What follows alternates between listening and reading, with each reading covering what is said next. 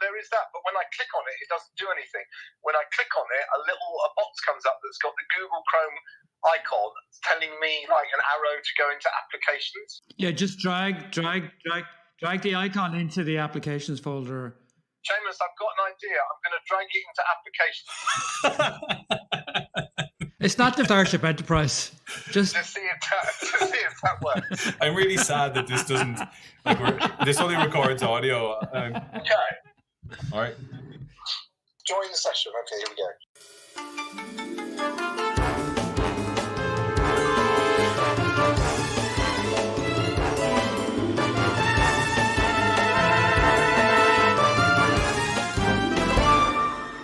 This is Owen Colfer in Dublin.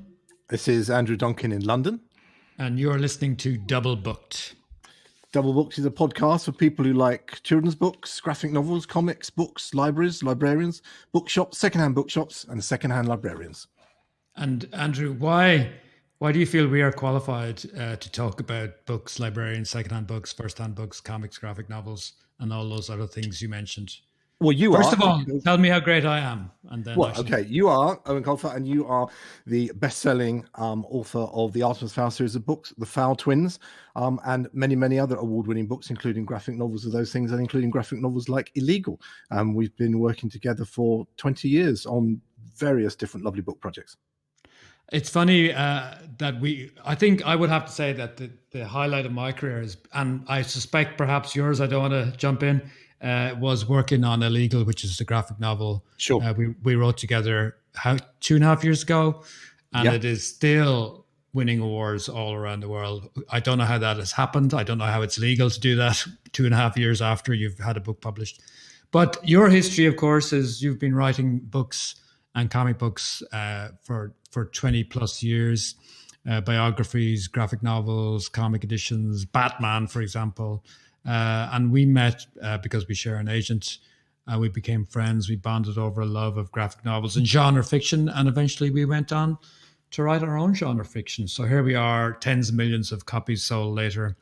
And we feel slightly qualified to talk about our industry. And that's what we're here for. Yeah, and it'll be a wide-ranging conversation of anything we fancy, and things from the UK publishing industry, things from the Irish industry. So we'll be quite diverse and coming at you from two different countries.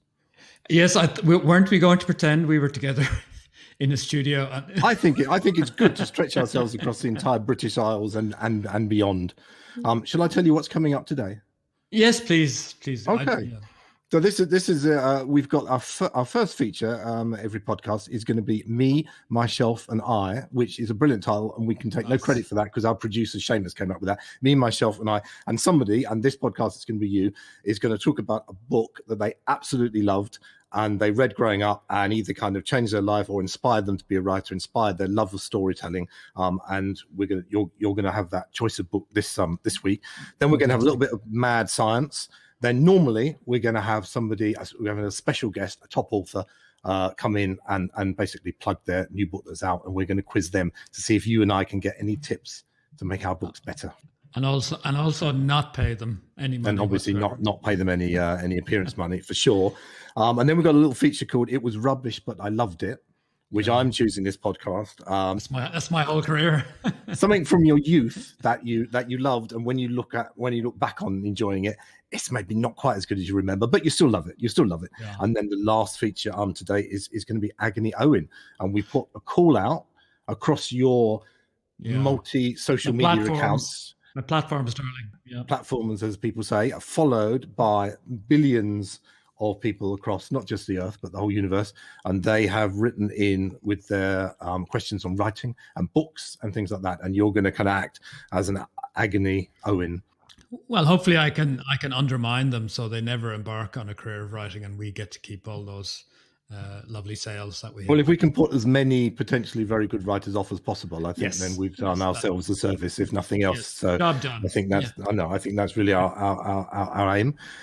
So with that in mind, would you like to reveal the book that you have picked for this podcast, Me, Myself, and I, a book that had a lot of meaning to you and that you go back to and still does? What have you chosen? I wonder what they've picked this time. It's Me, Myself, And I. I have chosen Treasure Island, The Wonderful Treasure Island by R.L. Stevenson. And I think I like this book so much because I'm always looking for that door into a book, that just a moment where I can connect with that book and agree to go on the journey. And around the time I was reading Treasure Island, there were a lot of square-jawed heroes involved, and I really couldn't relate to them. But when I started to read Treasure Island, Jim Hawkins, it seemed like a guy that I could possibly hang out with. And if I was allowed to go on the Hispaniola, that me and Jim would be mates. Also, it's fantastically well written, obviously. Every character in it is almost a household name now. It has one of the scariest scenes, I think, that I've ever read, that can stand up there with anything by Poe or Stephen King. And that is when Jim is hiding in the ditch at the side of the road, and the blind pirate is tapping his way down the road, and Jim is just terrified, lying there, that the stick is going to hit him on the head, and he's going to be found. And another one when he's hiding in the apple barrel below decks on Hispaniola, and the pirates are discussing the mutiny, and he knows if they catch him, they will kill him. So it's just a fantastic adventure story, and it's kind of the gold standard for adventure stories still. So if you want to get into this business of writing an adventure story, and you want to know what you're up against, per se, you just have to go and read Treasure Island. And I like it in that it doesn't really sugarcoat stuff for kids. Like they are in real peril, and Jim has to kill someone at one point. For the benefit of any of our listeners with the terrible affliction of youth, what summarize the book in a paragraph? Summarize the opening. What's the book about? Me heart. Well, give me a clue there. Young Jim Hawkins lives with his mum and dad in an inn in the south of England somewhere, and they take in this kind of old pirate, and he's staying there. He pays them, and he's terrified that there's something going on, that there's people coming for him. So these pirates do turn up, and he is served with a black spot, which means he is going to die. And he has in his possession the trunk of Captain Flint, who is worse than Blackbeard, as they say. And it's rumored that he has buried vast treasure on a mysterious island. And through one device or another, Jim comes into possession of the treasure map. He goes to the local royalty and says, let's go, let's find this treasure. They do, but they have trouble getting a crew. So eventually they manage to take on board all the pirates that used to be on Flint's crew as their own crew. And of course, mutiny ensues, and much double dealing and backstabbing and digging for treasure and skulls and crossbones, and until eventually they end up back in Blighty with the treasure in tow. So would it be true to say it's kind of the original source material for the good Pirates of the Caribbean films? It's that kind of very colourful, over the top pirates posing danger, and it has terror, danger, adventure in equal measures all the way through it. Oh, absolutely. It's the archetype for all of those books, stories, movies. And I think they definitely took their inspiration from Treasure Island. And I think the Johnny Depp character, Jack Sparrow, is definitely a descendant of, he's kind of a mixture. He's like a cheeky chappy version, is he? He's a cheeky chappy version of Long John Silver. With all his, Long John Silver, / Captain Hook, you know, so brilliant. If you haven't read that, and I think most people, you've probably read it a dozen times, I'm sure, but if you haven't read it, your education in that area is not complete, and you should go off and read it immediately. And unlike some of the stuff that, you know, we loved it then, but it's a bit naff now, this just completely stands up. And when you read it as a writer who's been writing books for 35 years, you realize just how good it is, because there's not a word out of place. And the plot is quite complex. It doesn't patronize the readers. It's quite violent in places, which might not get past the censors now. So yeah, it's a brilliant read, and the old black and white movie. What age did you read it at? How old were you? Well, I was 2. I was very, very smart, and no, I think I was about 9 or 10, and I remember reading it at night and in bed, and very sadly, I had one of those little plastic petrol station torches, and reading the section where Jim is being hunted by the blind pirate, and that's why it stuck with me so much, that it's such a terrifying piece. So. Some of the finest writing in adventure books before or since. I think Treasure Island is a fantastic title. Do you know, pop quiz for you, do you know the original title of the book? I only know this because I looked it up today because I knew that we were going to be talking about it, and I know you know this book a lot better than I do. Do you know the original title for the book? I do not. I was trying to make up something funny after its original title was The Sea Cook. The Sea Cook. The Sea Cook. I suppose John Silver is the cook at sea, but it's not. Treasure Island's a better title. Treasure Island. The Sea Cook would now be a Channel 4 cookery program based on fish and things, wouldn't it? 6 parts. Yeah, I think on a Wednesday. That's what it would be now. And I think that the joy of the TV show, The Sea Cook, would go deliberately into rough seas, and then the cook would have to try and still make the flan or the souffle rise in force 10 gales. It would be a meal. I mean, that's interesting. Yeah, it would be a meal in rough seas, 6 diners, and you have to keep the food down. That would be the gimmick. Absolutely. I think it could work, and I think Simon Cowell would be a good judge there. Louis Walsh, I'm not sure. I don't know. I don't think he likes fish, so he could be out. But yeah, Sea Cook. Let's submit that to the BBC. Oh, yeah. See what happens. Okay, it's got BBC written all over it. That's great. So that's your book, Treasure Island. You heartily, no pun intended, recommend it.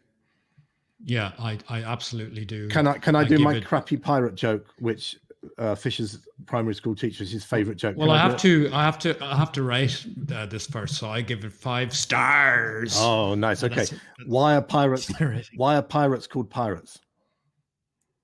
I don't know. Because they are. I knew you'd love it. Thank you for sharing your memories of reading Treasure Island. You're welcome. It's fantastic. I remember reading it as a later than you, because obviously I wasn't quite so precocious when I was about 12. And it is a thrilling read. Yeah, it is a thrilling read, and I highly recommend it to everybody. But it's not for the faint of heart. It is scary, and so if you like a good scare, this is the book for you. Shall we move along? Yeah, let's move along to this, our mad science clip of the podcast. This is here just because I love it, and I think it's crazy. And I was reminded about the kind of mad science that Artemis gets up to in a couple of books, because he's a bit of a mad inventor. Yeah. Hello, you're true to the Weird Science Department. Have you tried turning it on and off again? This is Weather Watch from The Guardian from a couple of months ago, and I'll just read it to you. This is great. Imagine this happening. Imagine it's happening next door to you. Mysterious booms shaking the small town of Hamilton in New Jersey in December were traced to a backyard attempt at cloud busting. Now, cloud busting is when you have a kind of a cannony thing and you point it up at the clouds, and you either try and make rain or stop rain. Rob Bukowski, a construction worker, built a metal device resembling a giant horn to fire donut-shaped shock waves into the sky, aiming to prevent hail from damaging his vines. The device mixes various gases and oxygen and detonates them in an ear-splitting explosion, which the 5-meter horn directs upwards. Technically, the device is legal if operated before 10 p.m. After that, it would before 10 p.m. 5 to 10, you're absolutely fine. After that, it would constitute a noise nuisance. Bukowski believes it is highly effective. He says, quote, "You should see it split clouds apart," he told his local newspaper. "You can hear it rip." Bukowski says that this device is also a bird scarer, for which there is better scientific evidence. And I saw this in action, and it projects a donut about 4 foot wide of pure sound energy up into the clouds, and it makes a sound like about 10 cannons going off. And can you see the sound energy? Yeah, it's visible because you see it as kind of, I don't know, I guess a sort of cushion of really compressed air shimmer going up towards the clouds, and it does split them apart. I have seen this on the YouTube. So that's I would like one of those for Christmas, if you're asking me what I would like. It does seem like there was a simpler way to avoid getting your vines wet, like maybe some plastic tunneling, something like that might be a little bit more cost effective. But Cloud, for like Kate Bush will be forever my cloud buster. So I'm gonna stick with Kate. But it does sound very like the machine she had in that video with Don Sutherland. Yeah. So I'm gonna look that up on YouTube. And you're right, Artemis has always been a bit of a mad genius and putting together all these crackpot inventions. But that was very enjoyable for me doing that kind of research. And this Cloudbuster guy is exactly the kind of person that Artemis would like to meet up with and have a discussion. I wouldn't like to be his neighbors, though. I mean, if you're trying to get some water down on your tomatoes and he's busting all the clouds and also making a lot of noise doing it, it would seem that could be a nuisance in many ways. But I see heard from miles and miles. Nobody knew what it was at first, and he's now got a kind of klaxon system that when he's going to use it to alert his neighbors, he will let off the klaxon. But the klaxon is almost as loud as the thing that it's warning that he's about to use. So now his neighbors have got an enormous klaxon going off, followed by a huge boom, rather than just a huge boom. So I don't know if that's a win or what. I love if you had a visitor and like, what's that noise? Well, it's not going to get any better. We have to get that guy on. He can be our first guest. I can't believe. I wonder, could you kill somebody with that? I mean, if you got shot with a donut of compressed noise sound, would that kill I would think it would. I mean, although I think it definitely wouldn't do any good. Well, I've been at an AC/DC concert, and that shook me all night long, as they say, but it didn't kill me. But I reckon compressed donuts of raw sound energy would maybe do the trick. That's fantastic. I really like this. I think this is my favorite section, even though it has nothing to do with books. It's really great. So what is item number 3? Well, item number 3 is normally going to be our guest slot. Welcome to the part of the show we invite writers to. We really love them and we know you love them too. And our first guest next podcast is going to be Mr. Jonathan Stroud. Jonathan's coming along. Yeah, great. And that's great. Now we're going to have to, because he's, as my mother would say, he's well spoken, which is my mum's way of saying posh. So we're going to have to clean up the virtual studio a bit, and we're going to have to put out some caviar sandwiches, and we're going to have to really polish the place up a little bit. Well, we can. Okay. He should have the latest gossip on Harry and Meghan, so we can ask him about that and anything else he might have found out. And then the guest after that is going to be Jenny Valentine. Jenny, she's a fantastic. But the problem with Jenny is she's an actual writer, so we might be put under. Well, we could get some tips. That's what I'm hoping for. We could get some tips. Yeah, absolutely. So, Jenny's great, and her new series is great. The first book is just out, so it'll be nice to talk about that. I'm glad you're telling me all this. Good, isn't it? It's all good. It's all good stuff. It's all good stuff. I suppose you've learned through experience that it's not good to give me information beforehand. So I will just forget about it, twist it, lose it.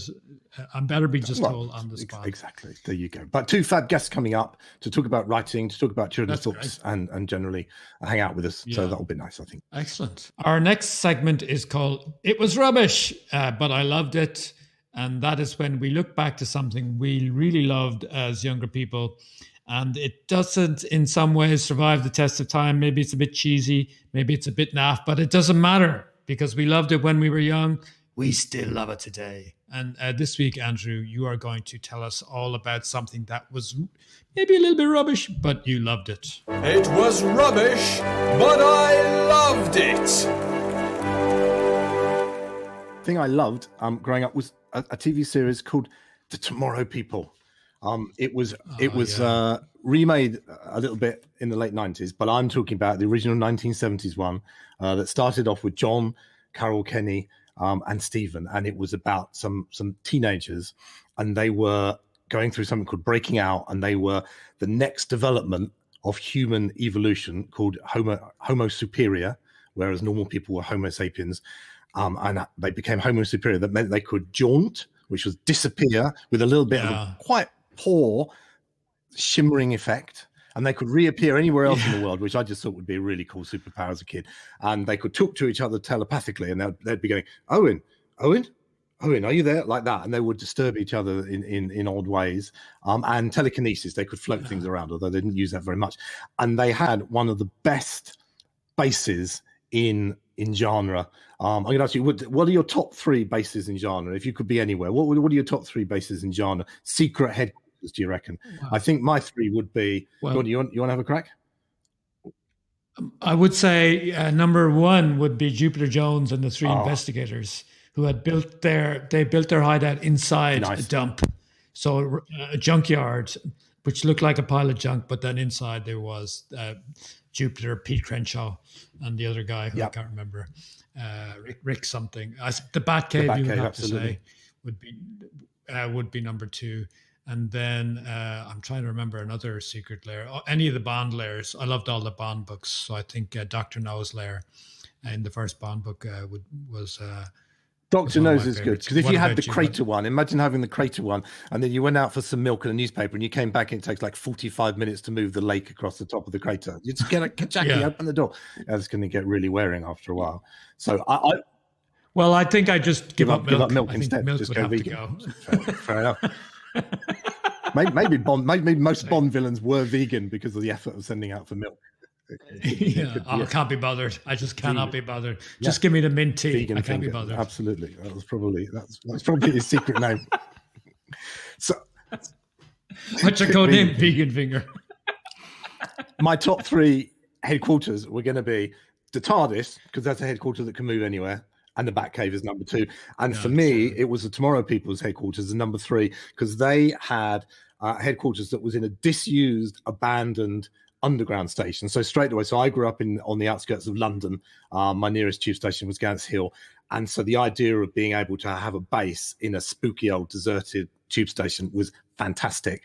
And they had an intergalactic supercomputer called Tim, who kind of had all floaty bits. He was sort of in the ceiling, and he had all those kind of lights that you would get in lava lamps. And the 4 kids would have lots of adventures, and then there would be Tim, and Tim was rather kind of posh, know-it-all supercomputer who would say things like, "But John, if you jaunt to Watford, that's beyond the travel card area. You'll need an extra fare for that to get back." And if they were going to jaunt and it was raining, he'd go, "But John, if you don't take an overcoat, you might find yourself getting a thorough soaking." He was very supercilious, a word that for grown-ups him is a little bit too on point. Like a butler. Yeah, I remember that. Some of my favorite things about the Tomorrow People was, first of all, the theme song was magnificent. The theme tune is brilliant, and it was written by Dudley Simpson, who did loads and loads of work on Doctor Who. Not the main Doctor Who theme, but he did loads of genre science fiction at the time.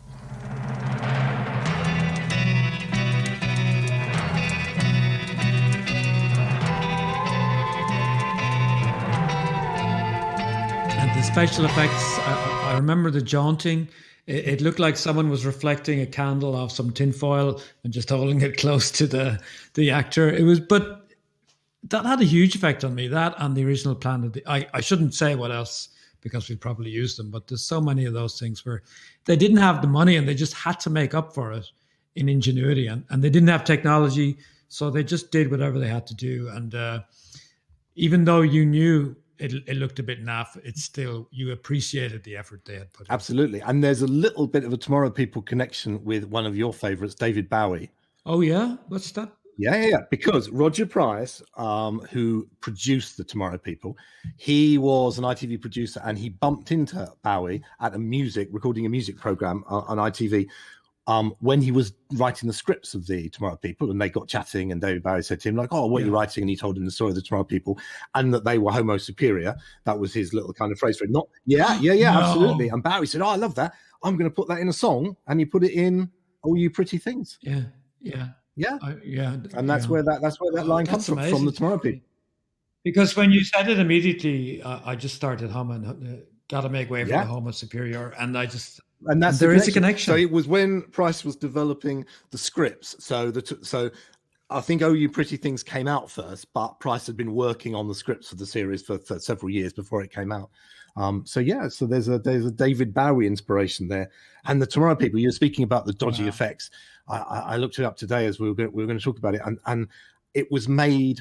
The budget of the Tomorrow People. Now, this was the 70s, so okay, you got to allow for inflation and everything else. But the budget for the Tomorrow People was £5,000 an episode. £5,000. You know, which today would buy you, I don't know what would buy you 30 seconds worth of CGI. I mean, it wouldn't probably buy you 30 seconds. So it was made for £5,000 an episode. Wow, that is unbelievable, and they did a reasonable job. But I think the strength was the scripts were good, if I remember. They were twee, but they stand up. You know, they're as good as the Doctor Who's. I think. The first three series are especially strong, and the favourite story that people tend to remember is called The Blue and the Green, which was about a weird alien painting that divided humanity. You were either in Team Blue or Team Green, and people had badges, and it set people against each other. And that was a kind of really strong science fiction idea, and that, I think, was the best moment of the series, and people kind of have a strong memory. People that remember that story really well. I think of the possibly dozen people who will listen to this podcast, at least 4 will remember the Tomorrow People. And we have set up an email. So if you have any things that you can suggest, we'll give you the details for that later. And I say that because I can't remember what they are now. Details are doublebookedpodcast@aol.com. Exactly. And again, more proof why you don't give me any information beforehand, because I just forget it. So next time changing into my role as an agony uncle for our final section today. And you are going to ask me some questions, and hopefully you can help me answer some questions that have been sent in by readers and hopefully future fans of this podcast. And they're mostly a lot of writers' questions, which absolutely. We put the call out on your social media accounts, and we got some questions. Thank you for your question. Agony Eoin will be with you shortly. Okay, hit me. Okay, so we're gonna ask you some questions. And these have been flooding in from social media accounts, people who want your expertise on their writing. This first question is from Chaska, who is aged 13. And they say, I'm starting out a fantasy novel and I have the plot down, but I'm having a bit of trouble with my characters. Can you help me make them more dynamic? I think with characters, it's very important that you have a picture in your own mind of what the character is, and that you try and avoid the character cliches that have come through in the fantasy world. What would help you with that, what helps me, is to base the character on someone, so that if you base it on someone, you can ask yourself, what would that someone say in this situation? Because otherwise what tends to happen, and I don't know if you agree with this, Andrew, but that all the characters slowly morph into you. So it's 12 versions of you, maybe different parts of your personality. And that can get boring for you, and it can get boring for the reader. So I try and base it on a family member. Seamus and Andrew have both been in my books. That's Seamus, the producer, and Andrew, who I'm talking to, obviously. So everybody I know has been in my books at some point or other. They don't know who they are, what characters they are. Obviously, the Andrew character is amazingly handsome, dynamic, and successful in all areas of his life. But would you agree with that, Andrew, that it's best to have something in mind for your character to stop them becoming kind of absolutely. You have to think of them as something completely separate to you, and hopefully have their individual speech patterns, and always remember what their motivation is, whether they're a main character or not character. They want something, as we all do, from the world. So what do they constantly want? It won't be the same as you. It won't be the same as me. It will be something else. So using people in stories brings us neatly to Neva's question, which is, hi Owen. Firstly, I'd like to say I've been in love with the AF books since I was a kid, and it inspired me to visit Ireland 3 times. My question... I think we could stop there. That's just a love letter. This is a love letter to you. My question is, how do you include personal experiences in writing and be vulnerable to your readers without the backlash from people in your personal life? It's hard, to be honest, knowing a call from an angry auntie is on the way. That is very true. And a few times I've actually taken stuff out when it occurs to me that my mom might read it, or one of my brothers might read it. But I do try and take personal experiences, but I would switch it around a bit. So if somebody fell off a wall, I would have them falling off a Oh, gate. I know that's that very would never simplistic, or suspect. some- That would fool anybody. no, That's genius. but that is the thing. People don't suspect. People really don't. And if you I've said to people, you are in this book. Who do you think you are? They never see themselves. So you can take something that happened to one character and give it to a different character and just swap everything around. You just jumble it up. But you'd be surprised that people don't recognize themselves unless it's, something very obvious, like somebody with an eye patch, and who wears a fur coat all the time. And you do have someone in your life with an eye patch who wears a fur coat all the time. Yeah, I take personal experiences, but I give them to. So if it happened to an old woman, I would give it to a young man, that kind of thing. And amazingly, that's worked for me so far. I mean, I've gotten in trouble a few times, but generally it's pretty okay. And the books I write aren't very realistic anyway, so people tend not to get upset. They're not really exposed. They're charming. They are very charming. And even though you are cheeky sometimes with people and you take the mickey, you do it in a very charming and loving way.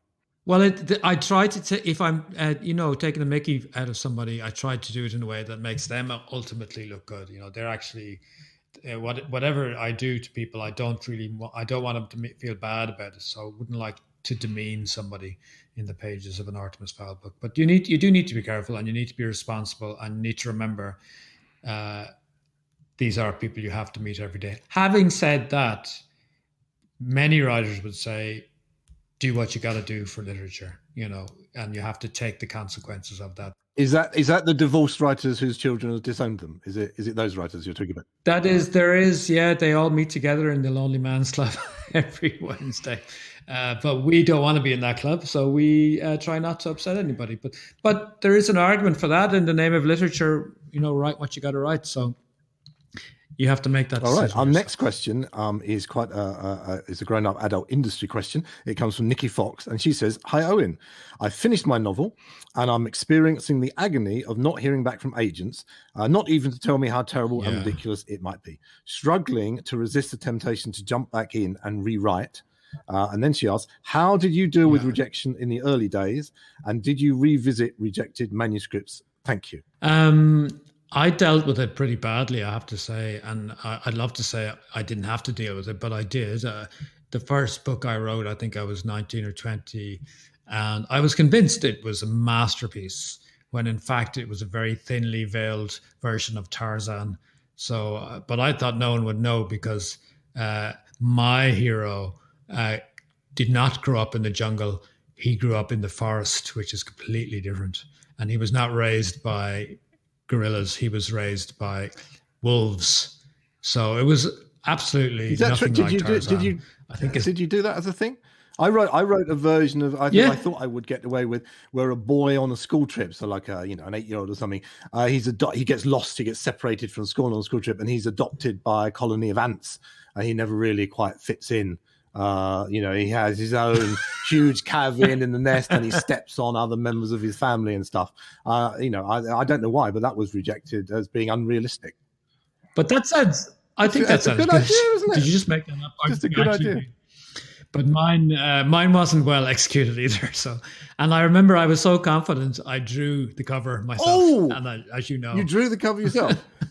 And this is how old? How old are we at this point? I was about 19, That's maybe not 20, maybe.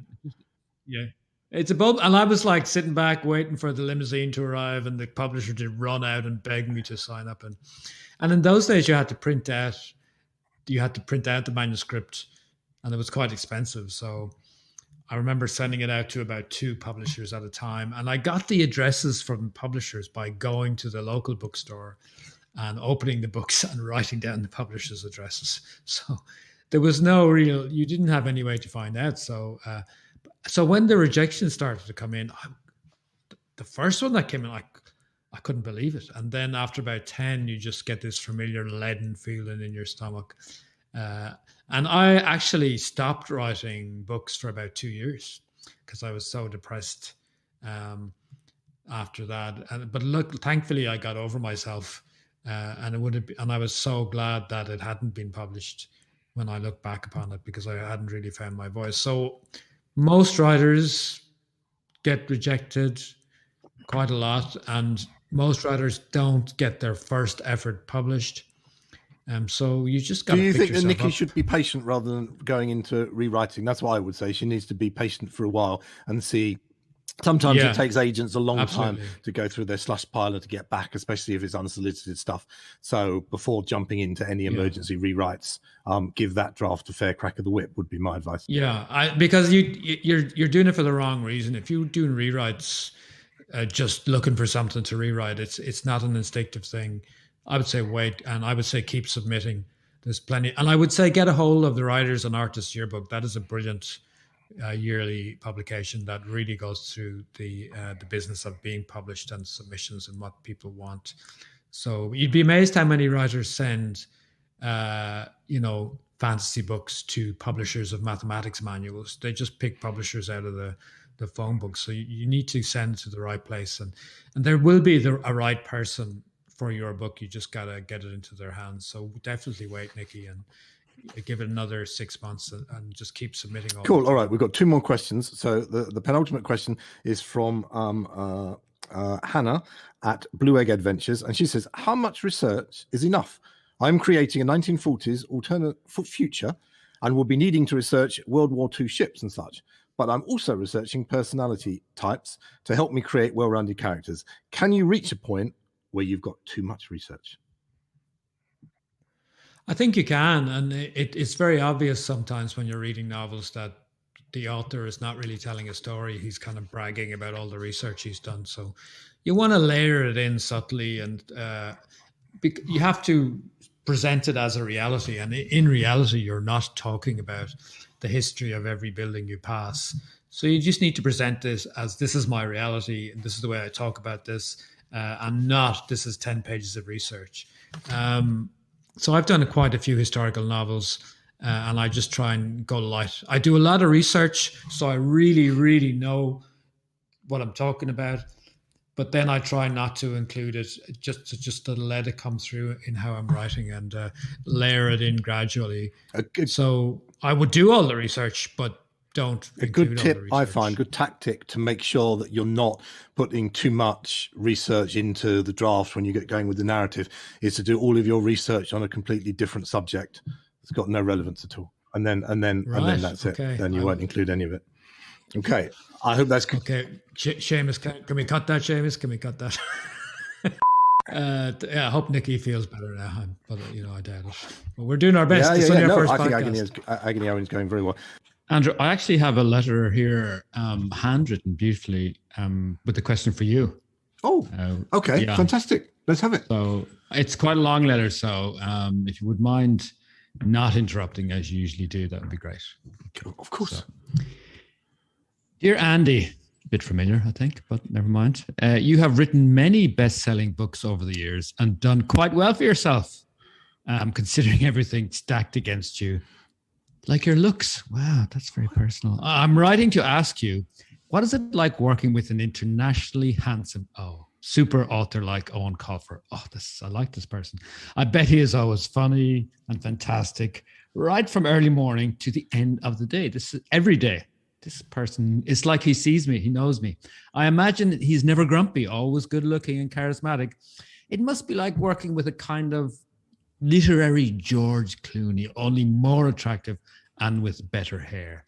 Is it true that where has this letter come from? Is this from the Post, Instagram, Twitter? Where has this come from? It's from, as I like to call him, Posty.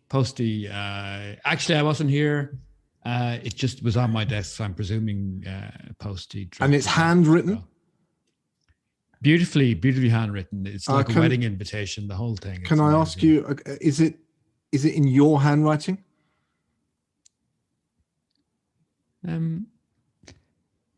Well, I think it would possibly take a forensic handwriting expert. It does. I think you wrote that letter, and I think this is the end of the letter section. If you have any real letters, any real questions that you would like answered about writing, please send them in by email. We have an email at doublebookedpodcast@aol.com. Please let us have real letters, not handwritten letters from Owen. I think you should apologize for that. That's very embarrassing indeed. I would like to apologize to our listener for that shameless self-promotion. And the other one. And our the other listener as well. Mom, I'm so sorry. It won't happen again. Genuine letters only from now on. Now I know you said we had 2 listeners, but we probably lost one. My mum switched off at 8. So it's just Nikki. My mum would have gone off at 8, so just down to your mum now. That is, she will be listening to it if the chase is not on. If the chase is on, chaser always wins. So she will not be listening to our. That's fair enough. So it's just for me to say, this is Andrew Donkin in London saying thank you for listening. And this is Owen Colfer in Dublin signing off until next time on Double Booked. Double Booked was produced by Owen Colfer and Andrew Donkin and Seamus Redmond. Sound editing by Seamus Redmond. Theme tune by Liam Bates. This has been a Silver Foxes production. No silver foxes were harmed in the making of this podcast.